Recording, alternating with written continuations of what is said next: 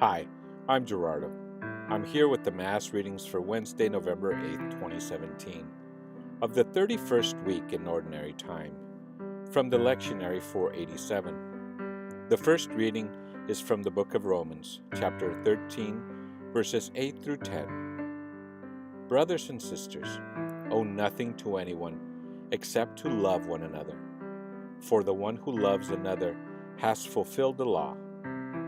The commandments, you shall not commit adultery, you shall not kill, you shall not steal, you shall not covet, and whatever other commandment there may be, are summed up in this saying, namely, you shall love your neighbor as yourself.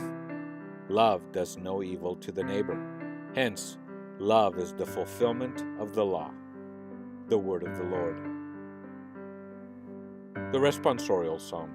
Today's responsorial psalm is Psalm 112. The response is, Blessed the man who is gracious and lends to those in need. Blessed the man who is gracious and lends to those in need. Blessed the man who fears the Lord, who greatly delights in his commands. His posterity shall be mighty upon the earth. The upright generation shall be blessed.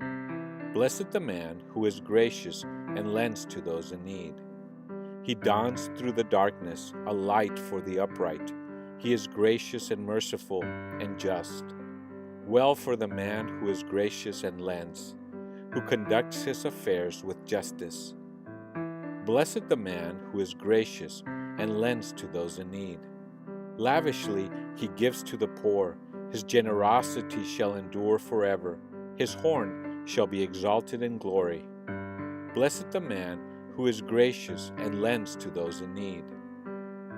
Alleluia, Alleluia.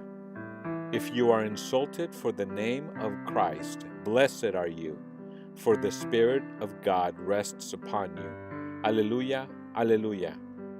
Today's Gospel is the Gospel according to St. Luke, chapter 14, verses 25 through 33. Great crowds were traveling with Jesus, and he turned and addressed them. If anyone comes to me without hating his father and mother, wife and children, brothers and sisters, and even his own life, he cannot be my disciple. Whoever does not carry his own cross and come after me cannot be my disciple. Which of you, wishing to construct a tower, does not first sit down and calculate the cost to see if there's enough for its completion?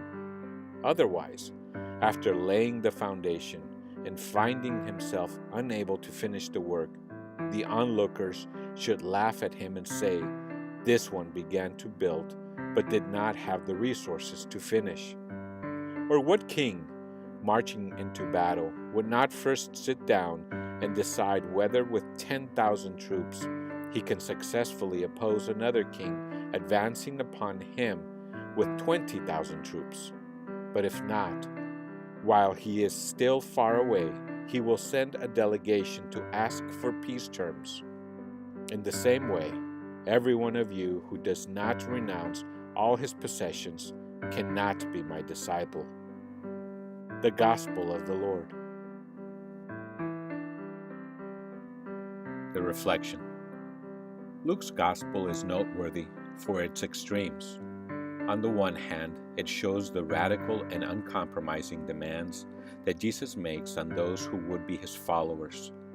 The word hate in today's Gospel is a Semitic expression, not to be taken literally.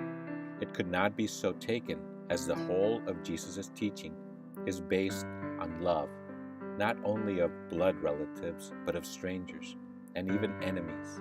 It is rather a dramatic way of saying that anyone who puts any person, even those closest to them, before total commitment to Christ and his mission is not ready to be a disciple.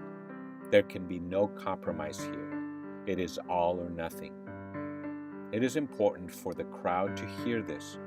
Following Christ is not just like football fans stalking their favorite player, or groupies following a pop star from city to city.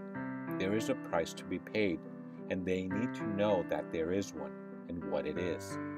That price is the cross, a level of sacrifice and suffering, perhaps even of one's life, that each one must be prepared to undergo for the sake of the gospel and the building of the kingdom.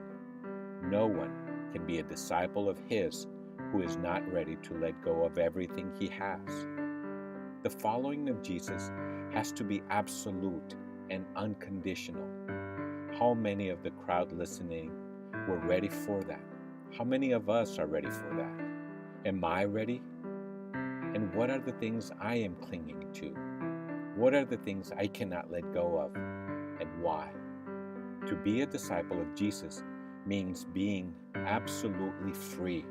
It reminds one of Francis of Assisi, leaving his family and taking off all his rich and fancy clothes to replace them with a beggar's rags, and being filled with a tremendous sense of joy and liberation.